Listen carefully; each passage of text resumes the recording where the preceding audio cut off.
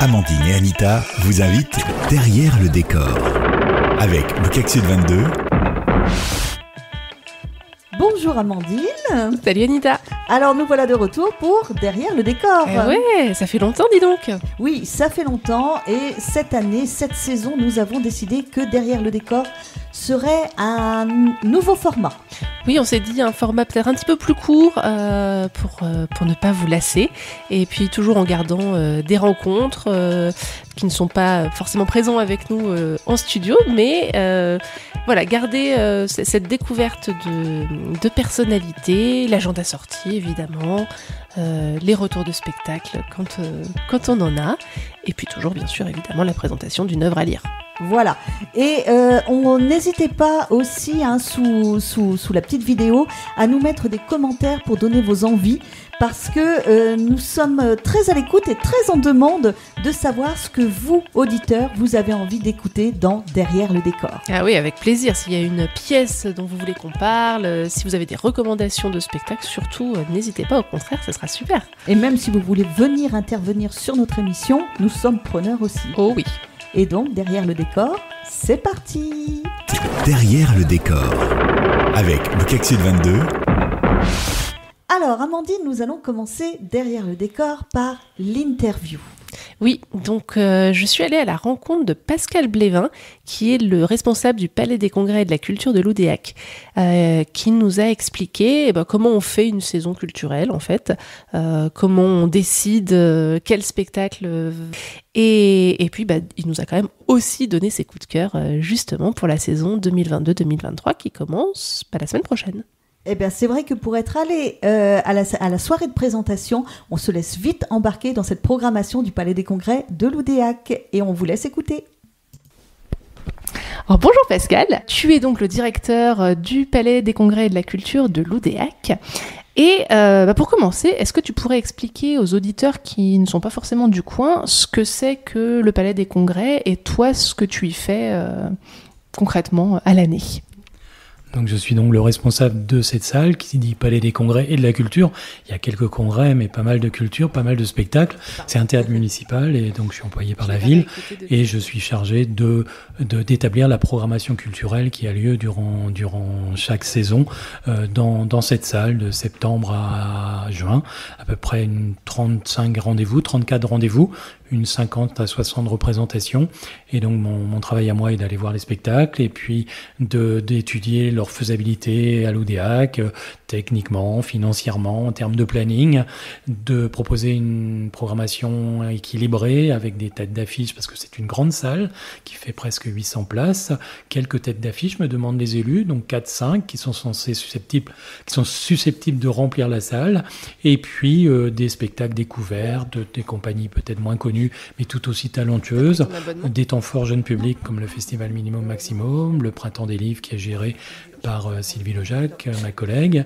Et puis voilà, je gère une équipe de 6 personnes ici au Palais des Congrès, techniciens et secrétaires chargés de billetterie. Voilà, en gros, mes responsables sont les élus municipaux de l'Oudéac. Et du coup, tu parles justement d'aller choisir des spectacles, de faire ta programmation. Comment est-ce que tu fais pour choisir parmi, j'imagine, une pléthore de propositions qu'on te fait ? Qu'est-ce qui va animer en premier ton choix pour prendre un spectacle au-delà du fait qu'il faut que ça rentre dans la salle techniquement, comme tu dis ? Alors, côté tête d'affiche, c'est 4-5 têtes d'affiche. Il y a tout ce que je viens de te dire là, technique, financier, planning. Et puis aussi, nos élus ne souhaitent pas que le prix des entrées dépasse la 30aine d'euros pour ces têtes d'affiche. Et ils ne souhaitent pas, et je partage cette volonté avec eux, qu'il y ait d'argent public mis dans la venue de têtes d'affiche. Donc toutes ces contraintes-là nous permettent de faire cette programmation de têtes d'affiche à l'Oudéac avec ces contraintes. Quant aux autres spectacles, d'une part, il faut chercher un équilibre entre la musique, le théâtre, la danse. On a aussi un œil attentif sur les créations régionales et costarmoricaines. Et puis après, c'est comment dire, moi je joue à peu près 130 spectacles par an, je me déplace dans le Grand Ouest, je fais quelques week-ends sur Paris où je jouais à 7-8 spectacles d'un coup, et puis le Chaînon Manquant à Laval au mois de septembre, là, très prochainement. Et donc à partir de ça, j'essaye de construire, on profite aussi de tourner, et de plus en plus d'ailleurs, de tourner en région. Forcément, une programmation dans une salle ressemble à son directeur, même si moi, en fonction des élus, j'écoute les élus, mes élus. Madame Carvela, notre adjointe à la culture aujourd'hui, elle a plutôt une passion pour la musique classique, et depuis qu'elle est élue, il y a 1 ou 2 dates, voire 3 dates de musique classique dans la saison. On fait le choix ensemble, voilà, mais autrement, effectivement, une programmation ressemble forcément à son directeur, à ses coups de cœur, à ses états d'âme parfois, même si il m'est arrivé de programmer des spectacles que perso je serais peut-être pas allé voir, mais qui en termes de qualité, d'émotion, de découverte, devaient et avaient leur place à l'Oudéac. Donc ça aussi j'y pense parce que il en faut pour tout le monde. Oui, il n'y a pas que soi, il faut penser à son public à qui on va montrer. Et justement, est-ce que tu trouves que le public de Centre-Bretagne et de Bretagne-Centre, la région de l'Oudéac, est-ce que tu as l'impression que c'est un public particulier ? Est-ce que tu le distinguerais d'un public, ne serait-ce que d'une plus grande ville comme Saint-Brieuc ou comme Lorient ou même du public parisien ? Il est moins nombreux. Mais c'est lié à la densité de population sur le territoire. C'est ce que je m'évertue à expliquer régulièrement aux producteurs qui souhaitent nous vendre des spectacles au même prix qu'ils vont vendre en banlieue rennaise, par exemple. Moi, je prends l'exemple d'un clown que les gens connaissent bien, parce qu'elle est originaire des Côtes-d'Armor, et qui, si elle le jouait à Cesson-Sévigné, dans une salle de 600 places, remplirait avec des places à 20 €. Quand elle vient jouer chez nous, on le fait 150 personnes, ce qui est très bien, sur des places à 10 €, et elle est vendue le même prix à Cesson que chez nous. Et ça, je trouve ça difficile, et c'est là, parce qu'effectivement, nous, on est, si sur les têtes d'affiche, on remplit, mais on remplit avec le pays de l'Oudéac, et puis aussi au-delà. Sur les spectacles dits découvertes, c'est plus des jauges entre 100 et 200. Parfois, on a des heureuses surprises quand François Maudeville vient chez nous, parce que les écoles de danse se sont mobilisées. Mais c'est vrai que c'est le même boulot finalement qu'on fait à Cesson-Sévigné ou ici. La récompense n'est pas la même. Enfin, c'est pas complètement le même boulot, parce qu'il faut vraiment aller chercher les gens, les convaincre. La communication est très importante. Après, il n'y a pas de particularité. C'est vrai qu'ici, on parle théâtre, il y a une culture du théâtre de boulevard assez importante. Les compagnies amateurs, depuis des années, des dizaines d'années, aiment jouer ce genre de propositions. Et on sent que majoritairement, les gens, s'ils viennent au théâtre ici, c'est plus pour se divertir. Mais on peut passer un très très bon moment sans rire à pleines dents durant 1 heure, en étant touché, en étant ému, et c'est là mon travail aussi, de persuader les gens de venir voir une proposition d'une part qu'ils ne connaissent pas, et d'autre part qui vont peut-être les amener sur d'autres sentiments, sur dans d'autres domaines, dans d'autres espaces. Justement, là, on est en pleine rentrée culturelle. Est-ce que tu aurais un coup de cœur sur la saison à venir ? Alors, un coup de cœur peut-être jeune public, et puis un coup de cœur tout public, pour donner envie à nos auditeurs de venir voir la programmation. Alors, un coup de cœur, c'est difficile, parce que ce que je disais tout à l'heure, cette programmation, elle me ressemble forcément un peu j'ai vraiment hâte de voir Jeanne Chéral sur scène chanter ses chansons de cinéma, mais aussi pour les adultes et les ados-adultes. Le spectacle Parpaing de 114 compagnies, et là aussi un spectacle j'allais dire, c'est pas coup de cœur, là, coup de poing, qui nous fait, quand on sort, on est ému, on est touché par ce parcours de vie, et c'est vraiment une proposition que je souhaiterais que le plus grand nombre de spectateurs puissent voir, découvrir le parcours de quelqu'un qui ne nous ressemble pas, de quelqu'un de différent, ou qui nous ressemble d'ailleurs. cœur aussi. Et puis alors le jeu, la qualité du jeu, cette musique, cette vidéo, tout ça, vraiment, voilà un de mes coups de cœur pour les adultes. Et puis pour les enfants, pour les plus jeunes, il y a plein de choses dont j'ai envie de parler, mais je vais quand même parler de Ludivine Rocabois, puisqu'elle est originaire du pays de l'Oudéac, de la Motte, qui vient jouer le voyage de Charlie à la Motte pendant le festival Minimum Maximum, où là, elle mélange théâtre, danse, joie de vivre. Il y a plein de petits clins d'œil au dessin animé, plein de trouvailles, et on passe vraiment un agréable moment qu'on ait 3 ans ou 103 ans. Ça fait très envie en tout cas. Écoute, merci beaucoup. Et du coup, quelle est la toute première date, le premier spectacle qu'est-ce que c'est ? C'est aussi, ça, c'est marrant, j'ai envie de le partager avec le public parce que les gens ne l'identifient pas bien. Ça s'appelle Les Géantes, c'est le duo du bas, c'est 2 jeunes filles qui chantent. C'est le 30 septembre et juste, on parlait de mon métier, justement, c'est un spectacle que j'ai découvert pendant le confinement. Lequel, celui le janvier 2021, c'était en janvier 2021. Alors nous, on avait le droit d'aller voir des spectacles, on avait le droit parce que c'était censé être des réunions professionnelles. Il y avait le couvre-feu à 18h, on avait le droit de le dépasser avec une attestation parce qu'on allait bosser. Et c'est lors d'un festival où je me souviens, ça passait à 18h à Séné, donc dans le Morbihan. Et je me suis demandé, mais est-ce que j'y vais ou pas ? J'ai encore 2 heures de route là pour rentrer chez moi. La nuit tombait, 18h. J'étais dans le couvre-feu, un peu de façon illégale, pas complètement, j'avais l'attestation. Je me dis, est-ce que j'y vais pas ? J'avais pas spécialement envie d'y aller, je me sentais fatigué, puis je dis, bon, on est à 3 minutes, là, il faut y aller quand même, découvrir ce spectacle. Et alors, quelle merveille, ces 2 nanas, elles rayonnent sur scène. Elles ont fait un collectage, ça s'appelle Les Géantes. Elles ont rencontré 7 personnes. C'est pas que des géantes, il y a aussi un géant dedans. Des personnes qui ont un parcours de vie très particulier, très original. Et elles ont collecté, elles ont fait comme tu fais là en ce moment avec ton micro. Elles ont collecté les témoignages de ces gens-là. Et elles ont retiré des chansons en français, en breton. Et musicalement, elles s'accompagnent de bruits du quotidien. Elles froissent du papier. Elles sont dans un vrai décor de théâtre, dans une cuisine, et c'est magnifique. On sort de là enchanté. Elles sont rayonnantes toutes les 2. Elles ont une superbe voix. Voilà aussi un autre coup de cœur. C'est le 30 septembre au Palais des Congrès. Super. Merci beaucoup pour toutes ces belles propositions que tu fais. C'est vraiment une très belle salle.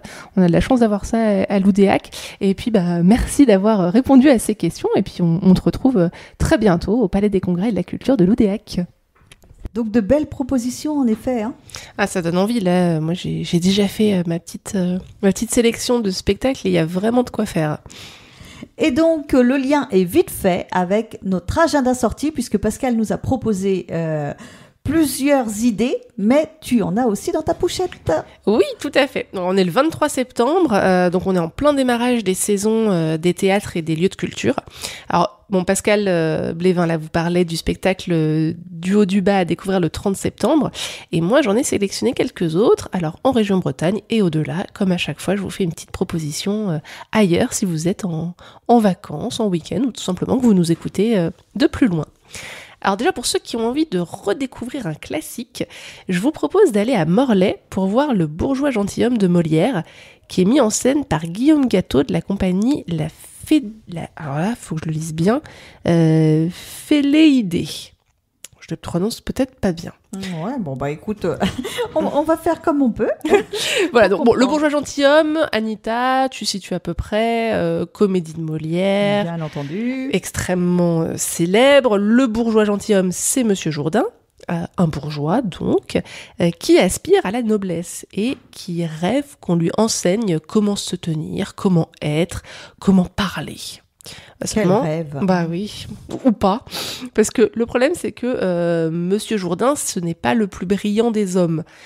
Et il se fait malheureusement mener en bateau par tous, c'est-à-dire sa famille, ses maîtres d'art, bref, tous ceux à qui il demande conseil ou qui l'entourent.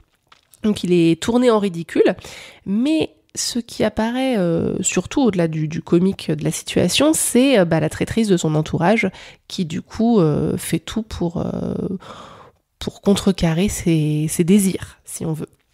Et donc c'est un classique du théâtre qui est revisité ici dans une mise en scène pleine d'originalité, qui tente de voir au-delà justement de la bouffonnerie de Monsieur Jourdain, qui est ce qu'on perçoit en général en premier dans la pièce. Donc ça se passe du 29 septembre au 1er octobre au théâtre du Pays de Morlaix. Donc ça donne envie, parce que pas évident de reprendre les pièces de Molière qui ont été déjà jouées et rejouées et rescénarisées, si on veut. Et du coup, effectivement, on est toujours curieux de voir quelle mise en scène va être faite de façon à ce que ce soit original. Oui, et en même temps, Molière reste très moderne, en fait. Le texte, peut-être pas forcément tel qu'il est écrit, mais les situations sont, en général, ça parle, en fait. Ça nous parle. Ça parle, même si effectivement c'est situé dans une époque plus ancienne, on fait bien sûr le lien avec notre époque très très vite dans certaines situations avec Molière. Ouais, on est dans l'universalisme. Alors j'ai aussi une proposition pour les adolescents et les plus grands aussi. Je vous propose le spectacle Contes et légendes de Joël Pomera. Alors bon, Joël Pomera, c'est un auteur, metteur en scène qui est extrêmement connu, notamment pour ses réécritures de contes populaires. Moi j'avais vu quand j'étais plus jeune Le Petit Chaperon Rouge, j'avais adoré ce spectacle. Et il nous invite ici dans un monde futuriste où enfants et robots se mélangent pour raconter une dizaine d'histoires. Alors des thèmes récurrents comme les parents, les autres, la violence, qui explorent l'identité et les émotions. Donc c'est un spectacle qui est assez coup de poing aussi, comme disait Pascal tout à l'heure, qui est à découvrir à partir de 14 ans donc au Théâtre de Lorient, les 6 et 7 octobre, et donc ça s'appelle Contes et légendes. Et puis, pour terminer avec notre spectacle hors Bretagne, je vous invite à aller à Laval, dans la Mayenne, pour voir un spectacle original qui s'appelle Les Locataires. Alors, les locataires, ce sont ces petites voix intérieures qu'on a tous, toutes, celles qui commentent, qui nous parlent quand on a un doute, qui nous font repenser tous nos choix, toutes nos décisions. Et là, elles sont interprétées, elles sont jouées par des comédiens et elles mettent à jour devant nos yeux ce qui se trame entre les deux personnages principaux et c'est donc une rupture amoureuse. Donc on a ce couple qui est devant nous et ces petites voix intérieures qui révèlent la face cachée des relations. Donc le spectacle, il est construit un peu comme un puzzle narratif, c'est-à-dire que on comprend petit à petit, on nous dévoile petit à petit ce qu'il y a à comprendre et ce qui se passe, donc c'est toujours intéressant, il y a un petit travail aussi de la part du spectateur. Et donc pour ce dispositif inventif des locataires, vous pourrez les découvrir au Théâtre de Laval le 4 octobre à 20h30. Eh ben, on te remercie, Amandine, et vraiment un programme très riche, très éclectique aussi. J'essaie de trouver des propositions un peu différentes pour tout le monde. Et effectivement, alors tout ce programme-là, tu as du coup avec le groupe du CAC Sud, tu peux inviter effectivement du monde à venir voir des spectacles. Tu es allé en voir, en petits groupes. Et justement, c'est ce qui introduit notre rubrique T'en as pensé quoi ? Donc, où vous êtes allé voir Robin Expérience Sherwood. C'est ça. Donc, c'était en mai dernier. C'était un des derniers spectacles de la saison. Et alors, Robin Expérience Sherwood, c'était à la Passerelle, à Saint-Brieuc. Et c'est une pièce de la compagnie Le Grand Cerf Bleu. Je vous en avais parlé aussi, justement, dans les sorties spectacles, dans l'émission d'avril, probablement. Et donc, je suis allée voir ça avec plusieurs personnes. Et pour ma part, j'ai trouvé ça absolument brillant. J'ai adoré. Je trouvais que c'était d'une très très grande originalité. Ça a pu en choquer certains. Je pense qu'il y a la façon dont c'est fait, où on casse complètement le quatrième mur. Les comédiens s'adressent vraiment à nous. On est presque au début dans de la conférence, dans du docu-théâtre, on fait vivre devant nous des personnages qui ont été interviewés, et puis bon, il y a un passage qui a particulièrement étonné, choqué. Alors, j'en dis pas trop, mais en même temps, ils en parlent beaucoup dans les retours d'impression, donc vous verrez. Mais en tout cas, c'est vraiment une expérience théâtrale, ça porte vraiment son nom. C'est un manifeste, en fait, autour de la figure de Robin des Bois, qu'on connaît tous, on a tous, d'ailleurs, il commence le spectacle en nous disant qu'on a tous dans notre tête une image de Robin des Bois. Tout à fait, effectivement, hein, le Robin des Bois, on aimerait bien d'ailleurs le rencontrer aussi en 2022. Exactement, et en fait, ils sont partis donc de cette figure du filou, du bandit au grand cœur, du rebelle de la société en fait, qui ne rentre pas dans les cases, qui vole aux riches pour donner aux pauvres. Et ils essayent un petit peu de décortiquer cette figure-là, de voir si aujourd'hui elle existe encore, si en 2022 on a des Robins des Bois qui perdure, et puis ça se mélange avec justement le passé, l'histoire de Robin des Bois. Il y a des changements de personnages, de décors, c'est vraiment très inventif, et du coup je vous laisse écouter l'extrait. Un petit teaser, effectivement. Son nom était Robin des Bois. On a décidé de fonder notre amicale expérience Sherwood. Oui, c'est un artificiel. Voilà, le rap c'est inventé. Un gruyère bien vieux, bien pourri. Oui, excellent. Chers amis, gentils hommes et nobles dames,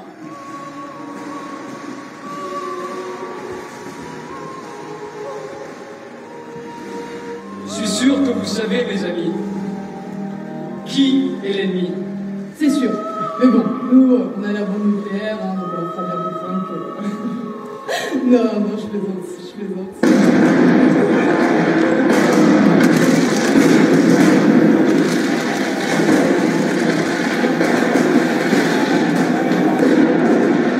Je resterai debout, à côté des arbres, même s'il me faut mourir seul. Alors, ambiance très particulière dans ce spectacle, on dirait. Oui, il y a beaucoup de choses qui se jouent. Comme je disais, les comédiens s'adressent vraiment à nous, public, très souvent. Donc il y a un vrai rapport d'intimité avec ce qui se passe sur scène. Et on nous montre différentes figures en lien avec Robin des Bois. Et puis, à l'entracte, alors ça, c'est un truc que j'avais jamais vu dans aucun spectacle. Il nous invite à monter sur scène. Alors au début, on était des adultes très sages, hein, donc on n'ose pas.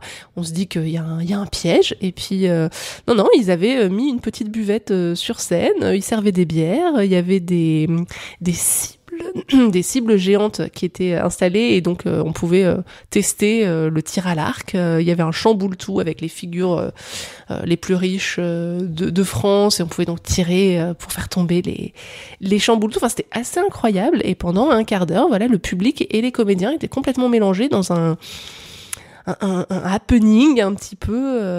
C'est très original. Il y en a pas mal qui sont restés assis, qui n'ont pas trop osé bouger, mais au bout de quelques minutes, quand on voyait que c'était sincère, c'était vraiment une invitation à se mêler à eux, ça a donné quelque chose d'assez original. Et puis, ce petit passage a donné lieu à un autre où on savait pas trop si ça faisait encore partie du spectacle ou si c'était une vraie réaction de quelqu'un du public. Et effectivement, je pense que ça a pu en dérouter, en gêner aussi. Mais en même temps, c'est ça le théâtre, c'est aussi provoquer des émotions, des choses un peu fortes. Mais c'est bien quand tu nous le racontes, parce que pour moi qui ai entendu les impressions de ceux qui ont vu le spectacle, avant de t'entendre, je ne savais pas exactement de quoi il parlait. Maintenant que tu en parles, je comprends mieux, et j'espère que vous aussi, auditeurs, vous allez comprendre, puisque maintenant, je vais vous faire écouter les impressions de ceux qui sont allés au spectacle. Alors, vous allez voir qu'il y a un peu de tout. En puissant que c'est difficile de résumer en quelques mots, justement. Et j'avoue que le moment où le personnage qui devait être quelqu'un un public quoi, quand il est rentré, c'était un peu tendu parce qu'on savait pas vraiment si c'était une mise en scène ou c'était vraiment ça. Il y avait les gens derrière qui réagissaient, nous on savait pas, c'était un peu qu'est-ce qui se passe. Et après, il est monté sur scène et il y a toute la tension qui s'était relâchée. Donc l'idée de départ est intéressante, mais je trouve que ça a été trop narratif pour ma part. Et je pense que l'idée aurait pu être appliquée à ce qui se passe dans notre société aujourd'hui. Il y a eu quelques bribes, mais enfin, dans l'ensemble, ça m'a assez échappé. J'ai beaucoup aimé cette rupture du 4e mur, on va dire, avec on s'y attendait pas, des interventions dans le public. Enfin, au début, je savais pas que c'était un comédien, mais en fait, ça percevait que c'était un comédien qui jouait le chef d'entreprise. Et franchement, j'ai bien aimé aussi l'aspect entre les deux temporalités, l'époque, on va dire, de Robin des Bois, on va dire, et celle contemporaine. Voilà. Eh ben, moi, j'ai adoré. Voilà, c'est mon kiff, quoi. Donc, moi, j'ai trouvé ça super, vivifiant. En même temps, donc beaucoup d'interrogations de ma part par rapport à tous ces sujets-là. Et puis à chaque fois décontenancé, tu vas là, ok, ils vont. Moi, je les ai suivis jusqu'au bout en fait. À aucun moment j'ai relâché. Ça, je trouvais ça bien. Mais je peux comprendre que d'autres rentrent pas forcément et trouvent dur. Quoi. Effectivement, après l'entracte là, ça bouleverse tout à fait l'idée du théâtre tel qu'on l'imagine en fait. Ça collait tellement à la réalité que ça me faisait une peur il suffit de pas grand chose en fait, il suffit d'un grain de sable pour que la réalité devienne la fiction et c'est ce côté-là qui m'effraie un petit peu dans leur histoire. Mais sinon, elle était très intéressante, le mélange, le fait que le monsieur joue extrêmement bien le shérif et qu'en jouant le shérif, il fait voir en fait la politique des présidents à l'heure actuelle qui sont des beaux parleurs mais qui font pas grand chose. Et ça c'est vrai que c'est le côté morbide mais d'une certaine manière qui m'a plu. Ça m'a déstabilisé, ouais. Ah oui. Et puis les codes sont complètement bouleversés. Oui, c'est la première fois que je vois un tel spectacle. Et l'entracte, j'ai compris tout de suite.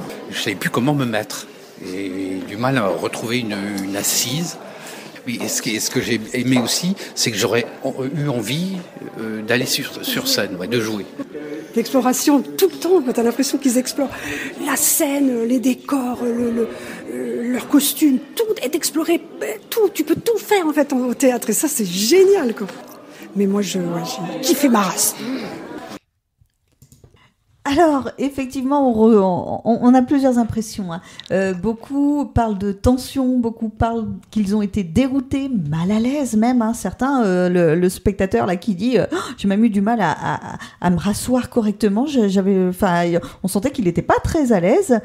Et aussi certains qui ont trouvé tout de suite le lien avec l'actualité et d'autres qui se disent non, moi je m'attendais à trouver plus le lien avec l'actualité, donc c'est impressionnant de c'est vraiment différents. La force du théâtre, c'est incroyable de voir le même spectacle, d'entendre les mêmes choses et de pas du tout percevoir la même réalité en fait. Et c'est ce que j'adore en emmenant voir les enfants, les jeunes, les adultes au théâtre, c'est vraiment de se dire en fait on sait pas ce qu'on va avoir à la fin, on ne sait pas à qui ça va plaire, on ne sait pas à qui ça va déplaire, mais peu importe finalement tant que ça provoque quelque chose. Et là clairement ce spectacle provoquait des émotions, des réactions dans un sens ou dans l'autre, mais c'était pas du tout un spectacle qui laissait indifférent ou qui... Donc c'est tout à fait le rôle de l'art, c'est de provoquer effectivement des réactions avec notre sensibilité personnelle. Absolument. Et moi vraiment je le recommande très chaudement ce spectacle. Voilà, c'est difficile à décrire avec juste des mots et sans vous montrer les images, mais en tout cas pour ceux à qui ça a donné envie, je sais qu'ils ont 2 dates en avril 2023. Au théâtre Jean Vilar à Montpellier. Alors bon, c'est pas la porte à côté, mais voilà, regardez leur Facebook, regardez le internet. Donc c'est le collectif Le Grand Cerf Bleu, et je pense qu'ils ont encore des dates avec ce spectacle. Et courez-y pour découvrir vraiment un objet théâtral très à part. Alors on a aussi une spectatrice qui nous dit mais c'est incroyable, le théâtre on peut tout faire. Oui. C'est Brigitte qu'on avait reçue ici et qui fait du théâtre et qui voit du coup d'un œil aussi avec son regard à la fois de spectatrice et de coach d'impro la richesse du théâtre. Mais c'est ça, moi, c'est venez faire du théâtre, c'est tellement incroyable tout ce qu'on peut faire sur scène et ce que ça apporte après, comme ça enrichit. Voilà, ça enrichit le théâtre et c'est pour ça qu'on en parle dans Derrière le décor. On va continuer derrière le décor justement avec notre rubrique Le théâtre. Bien, ça se lit aussi. Oui, Et si vous nous avez été fidèles cet été, vous avez dû entendre le syndrome de Gaspard, qui était donc la première lecture réalisée par les participants au stage de théâtre radiophonique qu'on a réalisé au mois de mai avec Anita. Alors n'hésitez pas à retourner sur la chaîne YouTube justement où les vidéos sont encore disponibles pour écouter ces lectures d'été. Oui, donc première partie au mois de juillet et deuxième partie au mois d'août. Et donc on a ce mois-ci encore à vous proposer l'exploration en fait des textes de cet auteur qui s'appelle Hervé Bloch. Et on vous propose ici autre petite enquête sur la vie des gens. Et plus précisément, c'est plus qu'une pièce, en fait, c'est un recueil de très très courts textes qui sont toujours sous la forme de vrais-faux reportages radio. Et chaque scénette nous fait découvrir un personnage loufoque, un ou plusieurs d'ailleurs, et une enquête suit soit un groupe de personnes avec des revendications abracadabrantesques ou des situations vraiment complètement absurdes, un petit peu comme le syndrome de Gaspard. Et donc ce mois-ci, on vous fait découvrir L'Autruche, qui est donc un reportage qui nous dévoile l'histoire rocambolesque d'un couple qui découvre soudainement que la femme n'est autre qu'une autruche. Effectivement, découverte impressionnante. Et donc on vous laisse découvrir Sabrina, Kylian et Brigitte qui vous lisent L'Autruche.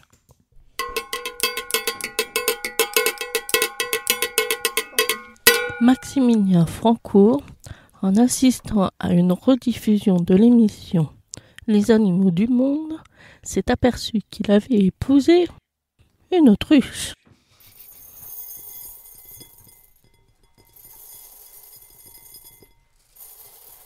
Alors là, j'avoue que ça a été un terrible choc. Ça m'a fichu un coup. Surtout quand ma femme est rentrée du supermarché. Je me suis dit, mais oui, bon sang, c'est clair. Ma femme, c'est une autruche. Je me suis dit ça, on en a parlé, et ça s'est extrêmement bien passé. Car si dans un premier temps, Guylaine Francourt accueille la nouvelle avec perplexité, le visionnage de la cassette vidéo de l'émission enregistrée par son mari va agir sur elle comme une révélation. J'ai compris plein de choses. Des attitudes, des colères, mon inadaptation à certaines situations. Et Maximilien a été formidable. La première chose qu'il m'a proposée, c'est qu'on aille, si je le souhaitais, s'installer dans la savane africaine. Et ça, c'était une très belle preuve d'amour. Une preuve d'amour suffisante pour Guylaine, qui ne souhaite nullement quitter Villeneuve d'Ascq, où elle a ses amis, sa famille et certaines habitudes de vie difficilement compatibles avec un retour à l'état sauvage. C'est vrai qu'elle adore aller au supermarché, qu'elle adore faire tourner le lave-vaisselle, qu'elle adore prendre le bus. Et là-bas, c'était plus possible. Il règne un climat d'insécurité permanent. Pour une autruche comme Guylaine, les chances de survie sont très minces. La plupart des professionnels que nous avons consultés ne lui donnaient pas 3 minutes avant de se faire dévorer par un lion. Non, je crois que la solution que nous avons finalement trouvée est la bonne. Cet emploi dans une autrucherie, c'est pour moi la possibilité d'être en contact permanent avec mes racines, tout en tenant compte du milieu culturel dans lequel j'ai évolué. C'est ça, oui, c'est ça qui est important. Si Guylaine et Maximilien sont donc parvenus à surmonter une épreuve aussi inattendue dans la paisible vie de couple qu'ils menaient jusqu'alors, ils sont en proie aujourd'hui à diverses querelles administratives qui pourraient bien les mener l'un et l'autre devant les tribunaux. Car pour l'administration fiscale, si Guylaine est une autruche, son mariage avec Maximilien est immédiatement invalidé. La République française ne reconnaissant pas les mariages zoosexuels, leur seul recours afin donc d'éviter un redressement fiscal d'importance serait de parvenir à prouver leur bonne foi au moment des faits. Ici, à Villeneuve d'Ascq, Jeanne Michel pour... Donc merci à Sabrina, Kylian et Brigitte pour cette petite lecture, ma foi, bien intéressante. Oh, ouais, elles me font beaucoup rire, ces petites histoires un peu absurdes. Oui, elles sont bien choisies, ça c'est sûr. Bon, écoute, c'était super cette rentrée. Oui, cette rentrée avec notre émission Derrière le décor, et Derrière le décor qui se termine pour aujourd'hui, mais que vous allez très vite retrouver. Derrière le décor, c'est l'avant-dernier vendredi de chaque mois, que vous nous retrouvez avec de nouvelles interviews, des nouveaux retours de spectacle, l'agenda sortie qui vous attend à chaque fois. Et pour aujourd'hui, on vous dit au revoir. À bientôt. À bientôt tout le monde.